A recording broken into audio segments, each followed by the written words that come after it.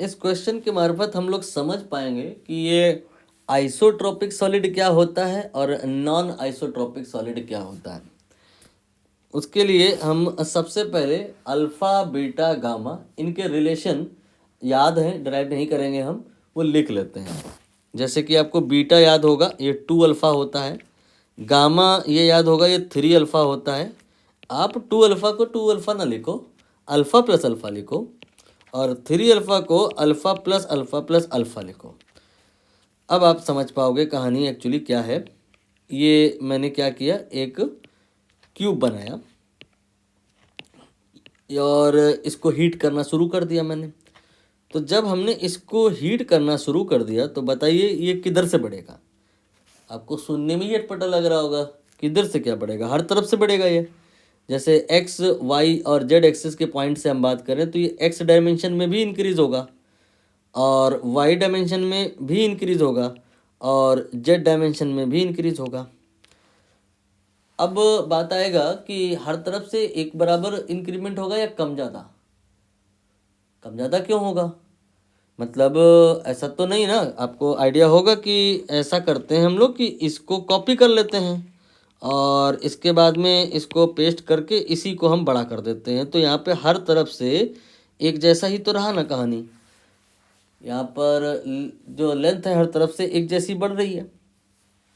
Cube ऐसा तो नहीं हुआ ना कि क्यूबाइड हो गया। ये क्यूबाइड कब होता, जब लेंथ ज़्यादा बढ़ जाती, चौड़ाई कम बढ़ जाती और ऊंचाई बढ़ती नहीं। हर तरफ फिर ये कहानी अलग अलग हो जाती। जो अगर हर तरफ कहानी अलग अलग इसी इमेजिनरी टाइप के मटेरियल में होने लग जाए तो फिर उसको कहेंगे नॉन आइसोट्रॉपिक, जो रेयर है।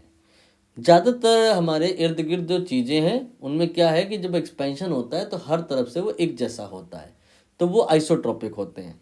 और ये जो रिलेशन लिखे हुए हैं ये आपके आइसोट्रॉपिक के लिए ही लिखे हुए हैं। और इसे हमने ऐसे क्यों लिखा है, दरअसल यहाँ पर ये एक्स और वाई और जेड डायमेंशन में अल्फ़ा है और आइसोट्रॉपिक में सब बराबर होते हैं और इसीलिए अल्फ़ा अल्फ़ा अल्फ़ा जोड़ करके 3 अल्फ़ा हो गया है।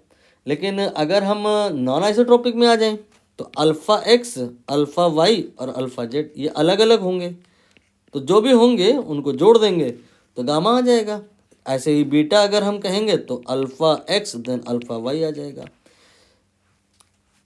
अब यहाँ पर हम बीटा को इग्नोर करते हैं, गामा की बात करते हैं। शायद यही तो पूछा है उन्होंने, कोफिशिएंट ऑफ वॉल्यूम एक्सपेंशन पूछा है। Expansion along the x axis, ये अल्फ़ा एक्स इन्होंने बता दिया। कितना बता दिया, 5 मल्टीप्लाइड बाई 10⁻⁻6। और अल्फ़ा वाई और अल्फ़ा जेड ये आगे बता रहे हैं।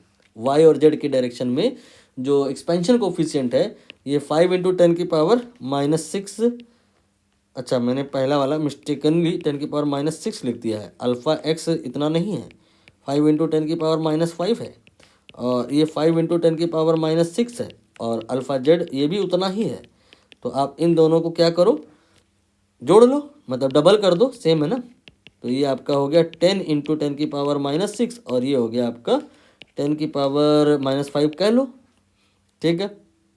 और अब ये 1 × 10⁻⁻5 है और ये 5 × 10⁻⁻5 है। तो 5 और 1 ये 6 × 10⁻⁻5 आ गया गामा का वैल्यू। लेकिन इसे तो हमें तुलना करानी है इससे, तो हमने इसको यहाँ से कॉपी कर लिया और अब हम इसके आगे इसको चिपका देंगे और अब हम निकाल लेंगे किस चीज़ का वैल्यू, सी का वैल्यू। तो ये आपका 10⁻⁻6 है, ये 10⁻⁻5 है। ये ऐसा तो कैंसिल होगा नहीं।